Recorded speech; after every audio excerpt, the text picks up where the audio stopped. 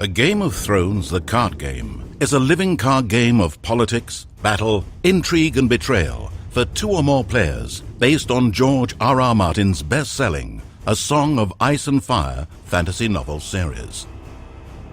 During the game, each player controls one of 8 great factions in the 7 kingdoms. You must best your opponents in order to gain power in Westeros, defeating them on the field of battle, outwitting them in the intrigues of court, or stealing their power in the political arena.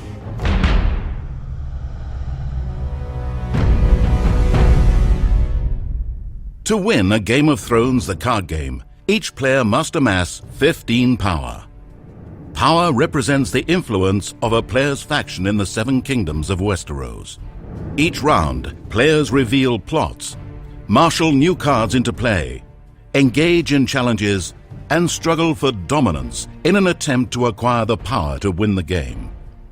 In the following example, Player 1 chooses to play as House Stark, while Player 2 chooses to play as House Lannister. At the start of the game, each player places his or her faction card face up in their respective play area.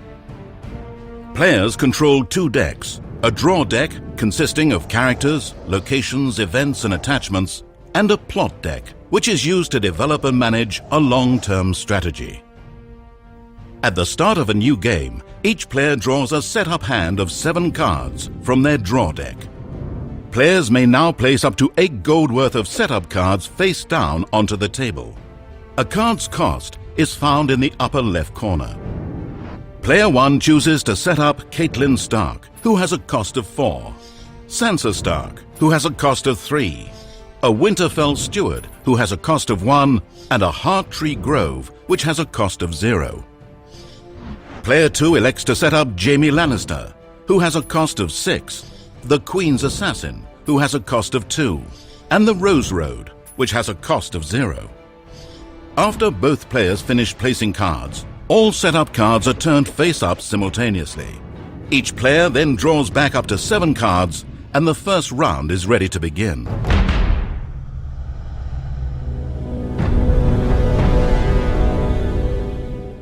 Each round of A Game of Thrones, the card game, begins with the plot phase.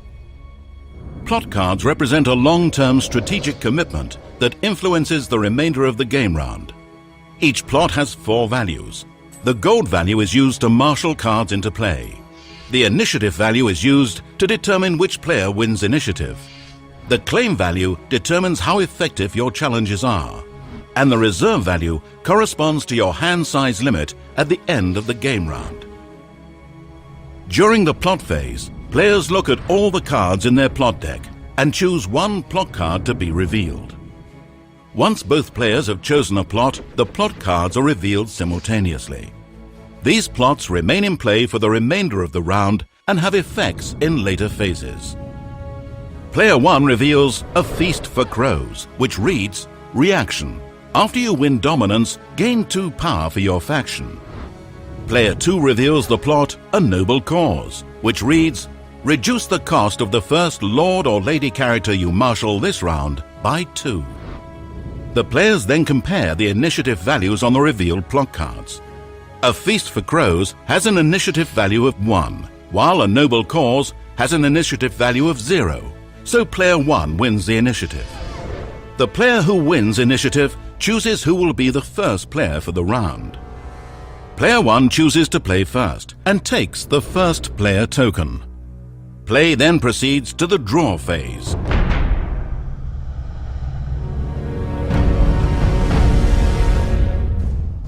During the draw phase, players draw 2 cards from the top of their draw deck.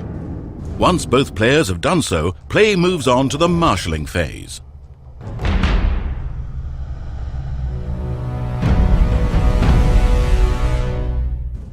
During the marshalling phase, each player has the opportunity to collect income and may marshal character, attachment, and location cards into play from his or her hand. As the first player, Player 1 begins by collecting income for the turn. A Feast for Crows has a gold value of 6, so Player 1 collects 6 gold from the treasury and adds it to his gold pool. Player 1 now has the opportunity to marshal cards from his hand. In order to marshal a card, a player must pay gold equal to its cost. Player 1 begins by spending 2 gold to marshal a Tumblestone Knight, placing the card with the other characters in play. He now has 4 gold remaining, but he also wants to marshal Robb Stark, who has a cost of 6. Fortunately, Player 1 has a Winterfell Steward and Hearttree Grove in play, both of which read Marshalling Action. Kneel to reduce the cost of the next Stark card you marshal this phase by 1. Kneeling a card rotates it 90 degrees to indicate that it has been used.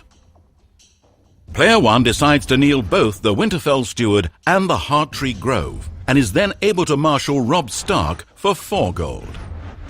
Player 1 is now out of gold and announces that he is done marshalling cards. Player 2 now has the opportunity to marshal. Player 2's revealed plot is A Noble Cause, which has a printed gold value of 5. She also controls the Rose Road, which grants plus 1 gold. She therefore collects a total of 6 gold from the treasury. Player 2 decides to marshal Cersei Lannister. Because Cersei will be the first character with the Lord or Lady trait that Player 2 marshals this round, the A Noble Cause plot reduces her cost from 4 gold to 2 gold. Player 2 then marshals Joffrey Baratheon, paying 3 gold to do so. Finally, Player 2 decides to pay 1 gold to marshal Widow's Wail, an attachment card, and attaches it to Joffrey Baratheon, giving Joffrey plus 2 strength and a military icon. Player 2 is now out of gold and announces that she is done marshalling cards. The game advances to the Challenges phase.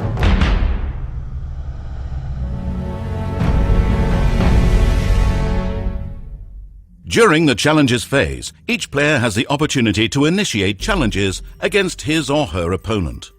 There are 3 types of challenges that a player may initiate: military, intrigue, and power. Each player is permitted to initiate up to 1 challenge of each type during his or her turn during this phase. The goal of a military challenge is to eliminate your opponent's characters. An intrigue challenge aims to discard cards from your opponent's hand. A power challenge attempts to move power from your opponent's faction card to your faction card. As the first player, Player 1 has the first opportunity to initiate challenges and decides to initiate an intrigue challenge, hoping to force Player 2 to remove cards from his hand or kneel defenders. In order to participate in a challenge, a character must be standing and must have a challenge icon that corresponds to the type of challenge being initiated. In this case, both Sansa Stark and Catelyn Stark are standing and have an intrigue icon and are thus eligible to participate. Player 1 decides to kneel Catelyn Stark to indicate that Catelyn is participating in the challenge as the attacker. Player 2 now has a chance to declare defenders for the challenge. Jaime Lannister, Cersei Lannister, and the Queen's Assassin are all eligible, as each of these characters have an intrigue icon and are currently standing. Player 2 chooses to defend only with Jaime Lannister, kneeling him. The 2 players now compare strength to determine the winner of the challenge. Catelyn Stark has an attacking strength of 4, while Jaime Lannister has a defending strength of 5. Jaime's strength is higher, so the defending player wins the challenge. When the defending player wins a challenge, the attack has been repelled, and no challenge claim effect occurs. With the intrigue challenge complete, Player 1 decides to initiate a military challenge. Robb Stark and the Tumblestone Knight both have military icons and are eligible to participate. Player 1 chooses to declare only Robb Stark as an attacker. The only character Player 2 has available to defend this challenge is Joffrey Baratheon, who has a military icon from the Widow's Wail attachment. However, Player 2 wants to save him for a future challenge, so she declares no defenders. Player 1's attacking strength for this challenge is 5, while Player 2's defending strength is 0. Anytime an attacker wins a challenge and the defending strength is 0, the challenge is considered unopposed. An unopposed challenge awards the attacker 1 power. The claim effect of a military challenge forces the defending player to choose and kill a number of characters equal to the claim value on the attacking player's plot card. Player 2 decides to kill the Queen's Assassin removing the card from play and placing it face up in a dead pile. The dead pile is distinct from the discard pile and represents that a character has permanently died. If a unique character ends up in the player's dead pile, that player is not permitted to play further copies of that character. Robb Stark also has the Renown keyword, which allows him to gain 1 power whenever he wins a challenge in which he is participating. Player 1 takes 1 power from the treasury and places it on Robb Stark.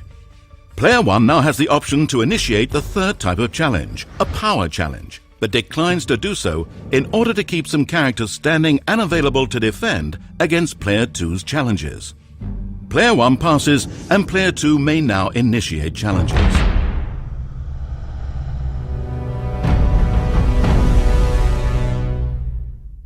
Player 2 begins by initiating an intrigue challenge, declaring Cersei Lannister as the only attacker. Player 1 defends with Sansa Stark. Player 2's attacking strength is 4, while Player 1's defending strength is 2, so Player 2 wins the challenge and applies the claim effect. The claim effect of an intrigue challenge forces the defending player to randomly discard a number of cards from their hand equal to the claim value on the attacking player's plot card. The claim value on a noble cause is 1. However, Cersei Lannister has an ability that reads, while Cersei Lannister is attacking during an intrigue challenge, raise the claim value on your revealed plot card by 1. Player 1 must discard 2 cards at random from his hand. Player 2 now decides to initiate a power challenge and declares Joffrey Baratheon as an attacker. Player 1 declares no defender. Player 2 wins the challenge with an attacking strength of 5, 3 strength from Joffrey's printed value, and 2 strength from the Widow's Wail attachment. Player 2 also decides to play the event card, Superior Claim. Event cards are surprise effects that can be played from a player's hand throughout the round. Superior Claim has a cost of 0 and reads, Reaction. After you win a power challenge by 5 or more strength, gain 2 power for your faction. Player 2 gains 2 power and places Superior Claim into her discard pile. Player 2 also gains 1 power for winning the challenge unopposed and resolves the claim effect for winning the challenge. The claim effect of a power challenge takes power from the defending player. The claim value on a noble cause is 1, so Player 2 takes 1 power from Player 1's faction card and moves it to her own. Since Player 2 has no standing characters remaining, she is not able to initiate a military challenge and is forced to pass. Play now progresses to the Dominance Phase.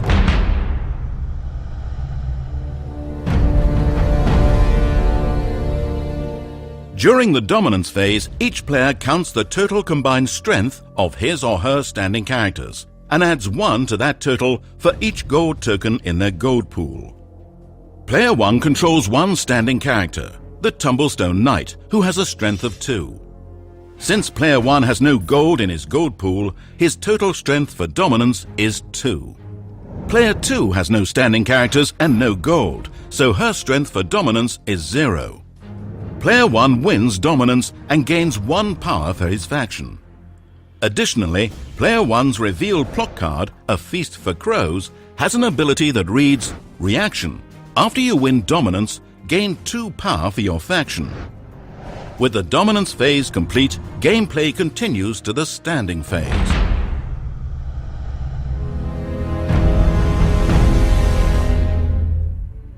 During the Standing Phase, each kneeling card in play stands simultaneously.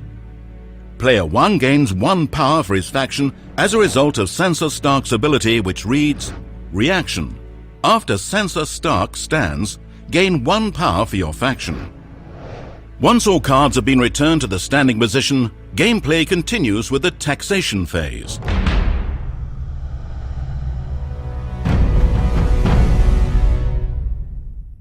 During the Taxation Phase, each player simultaneously returns all unspent gold to the treasury and then checks reserve. Neither Player 1 nor Player 2 have any gold to return.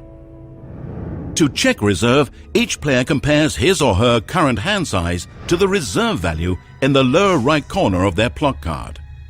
If a player's hand size is higher than that reserve value, that player must discard cards until their hand size is equal to their reserve value. Player 1 has 5 cards in hand. The A Feast for Crows plot card has a reserve value of 4, so player 1 must choose and discard 1 card from his hand. He chooses to place Vanguard of the North in his discard pile. Player 2 has 5 cards in hand. The A Noble Cause plot card has a printed reserve value of 6, so player 2 does not discard any cards. After the Taxation Phase, the current game round ends and a new game round begins with a new plot phase. During subsequent rounds, each player's selection of plot cards is limited because previously used plots are unavailable to be played. Player 1 currently has 5 power, 4 on the House Stark faction card and 1 on Robb Stark.